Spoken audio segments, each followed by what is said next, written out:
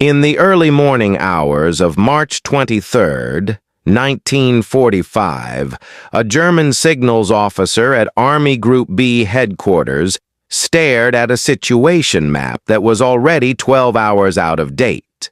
Red pencil marks showed American positions that intelligence reports suggested were no longer accurate. The latest updates from subordinate commands were scattered, contradictory, and increasingly frantic. Some units reported American armor bypassing their positions. Others reported no contact at all. The officer knew his commanders needed current information to make decisions, but the information simply wasn't arriving in time. This wasn't the dramatic failure of soldiers in the field. This was something far more insidious: the systematic breakdown of an entire command apparatus. What unfolded across Western Germany in March 1945 wasn't decided primarily by superior firepower or heroic assaults. It was decided by tempo, by one army's ability to make decisions faster than its opponent could respond to them. The German system. To understand what happened in March 1945, we must first understand how the German army was designed to fight.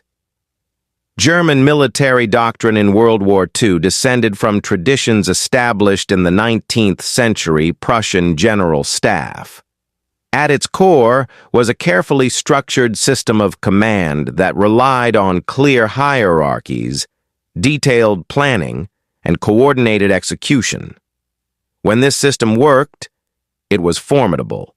It had carried German forces across Poland in weeks, and France in 6 weeks during the opening years of the war. But this doctrine had specific requirements. It needed time to assess situations. It needed reliable communication between headquarters and field units.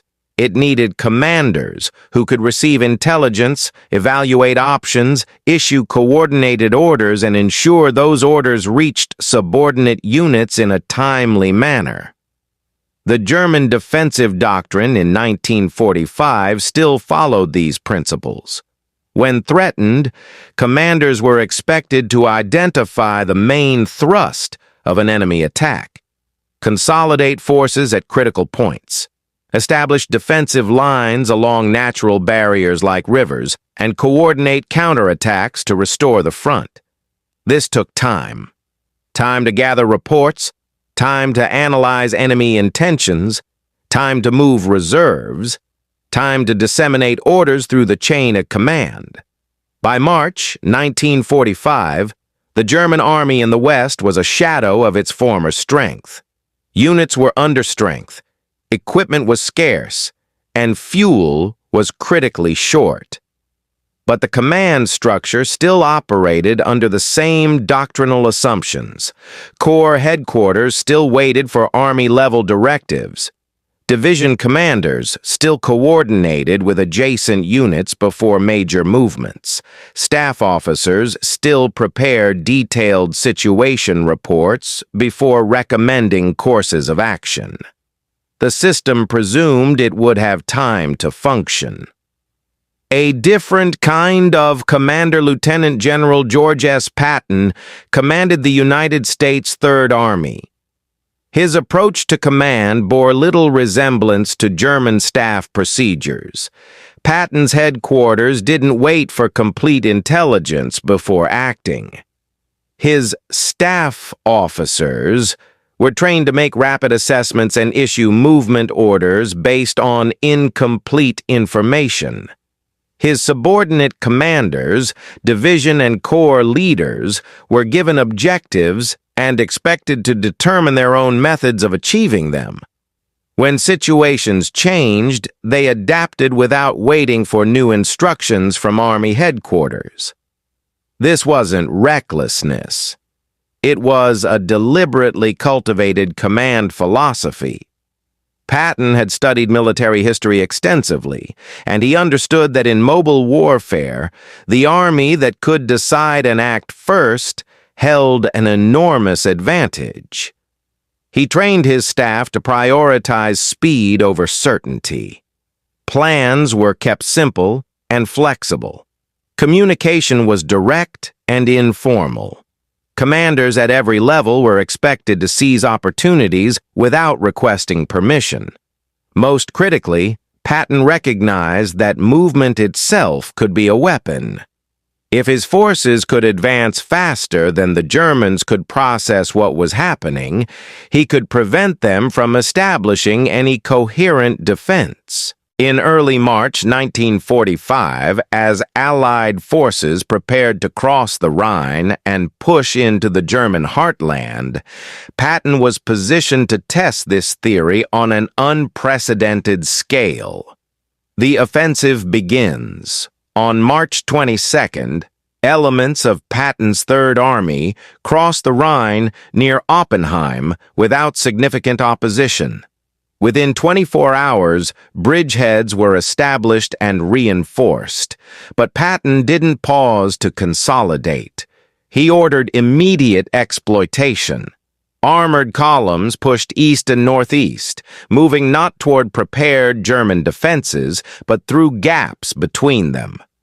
When reconnaissance units identified German positions, Patton's forces often bypassed them entirely, leaving isolated enemy units for follow-on infantry to contain. For the German command structure, this created an immediate problem. Reports began arriving at Corps and Army headquarters describing American units at locations that made no tactical sense according to standard doctrine. Commanders requested clarification. Were these reconnaissance patrols, raiding parties, or genuine breakthrough forces? By the time German staff officers had assembled enough information to answer the questions, the situation had changed. American units reported at one location in the morning were 10 or 15 miles further east by afternoon.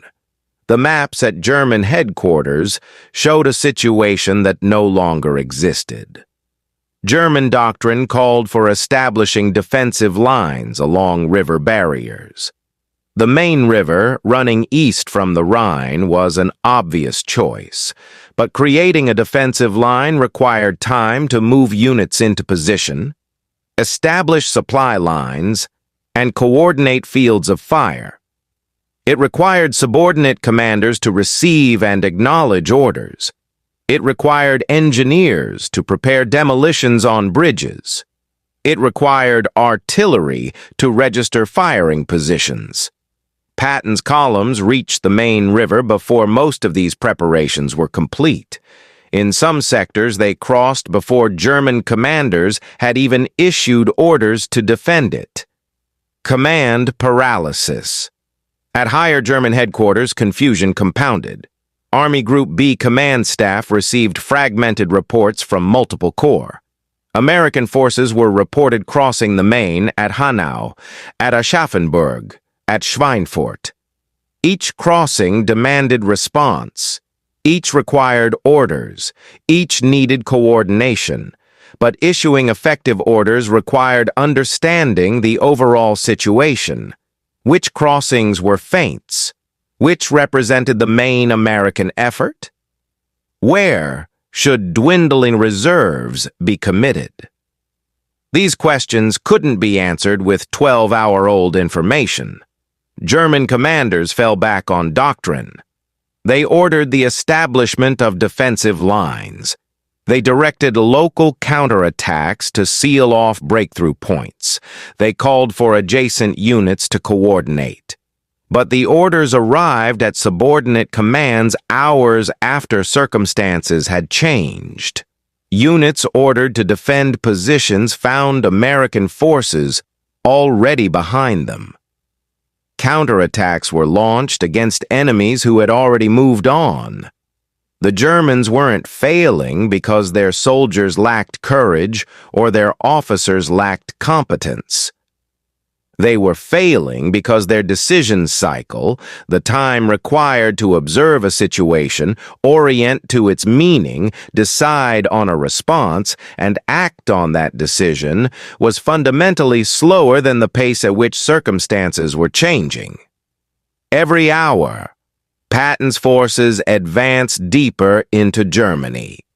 Every hour, the gap widened between what German commanders thought was happening and what was actually occurring. The cascade effect. By late March, the collapse was accelerating. German units that might have formed coherent defensive positions found themselves receiving contradictory orders or no orders at all. Communication lines were cut by advancing American forces. Courier systems broke down as roads became congested with retreating units and refugees. When orders did arrive, they often no longer applied to reality. A division ordered to defend a river crossing would discover American tanks already 5 miles beyond that point. A corps directed to coordinate with an adjacent formation would find that formation had already disintegrated or withdrawn without notice. German commanders faced impossible choices. Should they follow outdated orders from higher headquarters or act on their own initiative based on the chaotic situation in front of them? Junior officers trained to operate within a structured command hierarchy found themselves making strategic decisions normally reserved for generals, but without the information or authority those decisions required. The Werra River was crossed. Then, the Fulda. American spearheads reached Gotha, then pushed toward Erfurt. Each successive barrier that German planners had designated as a potential defensive line was breached before defenses could be properly established. This wasn't the result of overwhelming American firepower. Many engagements were relatively small. Some German positions were bypassed entirely without combat. The American advance succeeded because it prevented the Germans from doing what their doctrine required, establishing a coherent, coordinated defense. The doctrine's fatal flaw. German defensive doctrine in 1945 retained assumptions forged in earlier eras of warfare. It presumed that armies moved at a certain pace, the pace at which infantry could march, at which supplies could be transported by horse and rail, at which staff officers could compile reports and commanders could study maps and issue written orders. These assumptions had been valid for centuries. Even in the early years of World War II, they held reasonably well. Mechanization had increased the speed of movement, but command systems had adapted proportionally. But Patton's advance in March 1945 operated at a tempo that broke these assumptions entirely. His mechanized columns, supported by air superiority and modern logistics, moved faster than the German command structure could process. More importantly, his command philosophy was designed specifically to exploit this differential. Where German commanders waited for complete information, Patton's commanders acted on partial intelligence. Where German doctrine required coordination between adjacent units before major movements, Patton's subordinates advanced independently toward assigned objectives. Where German staff procedures emphasized detailed planning, Patton's headquarters issued simple directives and expected commanders to improvise execution. The result was a systematic mismatch. The Germans were trying to fight a methodical, coordinated defense, while their opponent was waging something closer to controlled chaos, moving too fast for the defensive system to engage effectively. The human cost of confusion. The breakdown in German command had direct consequences for soldiers in the field. Cut off from higher headquarters, units made their own decisions about when to fight and when to withdraw. Some fought desperately in positions that had already been rendered irrelevant by American advances elsewhere. Others retreated prematurely, creating gaps in defensive lines that might otherwise have held. Surrender rates increased dramatically, not because German soldiers lacked will, but because the command structure that gave their resistance meaning had ceased to function. Isolated units, receiving no orders and no supplies, faced the choice between pointless sacrifice and capitulation. For American forces, casualties remained significant. Combat is never without cost, but they were far lower than might have been expected for an advance of this speed and scope. The reason was simple. Much of the German army wasn't destroyed through battle. It was rendered combat ineffective through the collapse of its command apparatus. The rivers as symptoms. The Rhine, the Main, the Werra. These rivers appear prominently in accounts of Patton's March advance, and understandably so. River crossings are dramatic, tactically significant, and easily marked on maps. But in March 1945, these river crossings were symptoms of the German collapse, not its causes. The Rhine crossing succeeded not because American engineers were particularly skilled, though they were, but because German forces lacked the time and coordination to establish proper defenses. The Main was crossed in multiple locations, not because each crossing represented a major battle, but because German command couldn't concentrate forces effectively to defend any single point. Had the German command structure been functioning effectively, these rivers would have represented significant obstacles. Properly defended river lines, with coordinated artillery, prepared demolitions, and mobile reserves positioned to counterattack crossing attempts, were formidable defensive positions. German forces had demonstrated this capability earlier in the war, but creating such defenses required the one thing Patton's tempo denied them: time. Time to identify crossing points. Time to move units into position. Time to establish supply lines. Time to coordinate between adjacent commands. The rivers were crossed because the command system that should have defended them had already been disrupted beyond effective function. Historical perspective.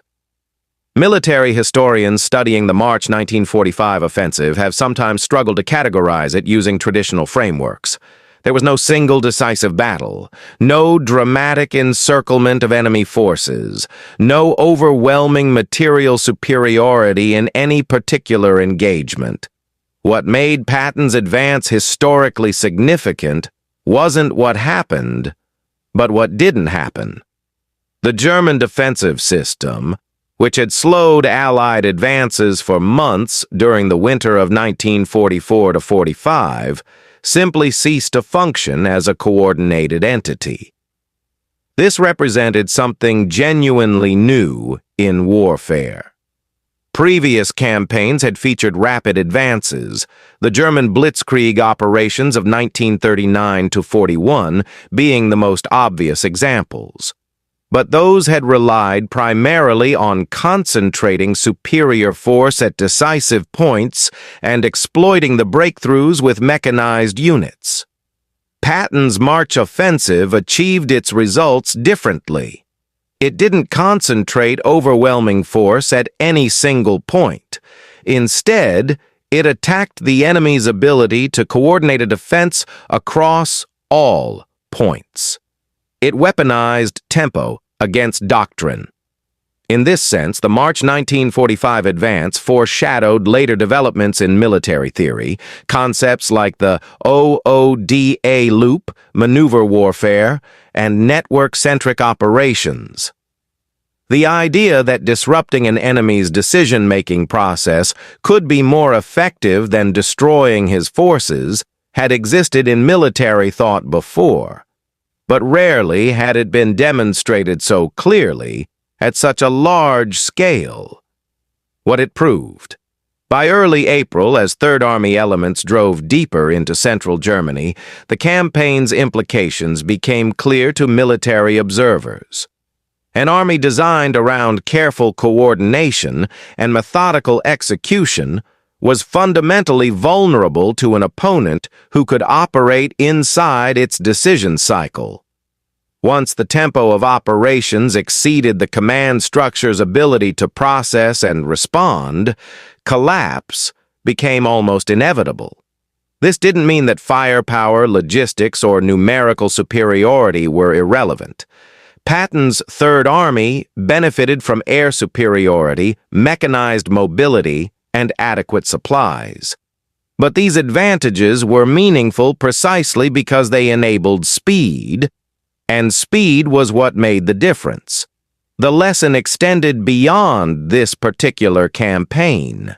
It suggested that in modern warfare, with mechanized forces and rapid communication, the army that could make decisions faster, even imperfect decisions, would often defeat an opponent making better decisions more slowly. The German army in March 1945 wasn't destroyed primarily through combat. It was defeated through confusion, through the systematic breakdown of its ability to function as a coordinated military organization. Conclusion. General George S. Patton's advance across central Germany in March 1945 lasted less than 3 weeks. In that time, Third Army covered distances that would have taken months in previous wars, crossed multiple river barriers that should have required costly assaults, and effectively shattered the German defensive front in the West. This wasn't achieved through revolutionary technology or overwhelming material advantage. It was achieved by understanding a fundamental principle. In warfare, the capacity to decide and act quickly is itself a form of combat power. The German command system in March 1945 required time to function, time to gather information, time to analyze situations, time to coordinate responses. Patton's offensive denied them that time. His forces moved faster than the German command cycle could turn. Orders arrived after circumstances had changed. Defensive lines were designated after they'd been breached. Counterattacks were launched against enemies who had already advanced beyond reach. The result was organizational paralysis, a condition where a military force remains physically intact, but ceases to function as a coherent entity because its command structure can no longer process information and issue effective orders. What happened in March 1945 demonstrated that battles could be won without being fought, that armies could be defeated without being destroyed, and that speed, properly employed, could accomplish what firepower alone could not. In the end, the lesson was straightforward but profound. In war, as in so much else, timing matters. And sometimes the greatest advantage belongs not to those who strike hardest, but to those who move first.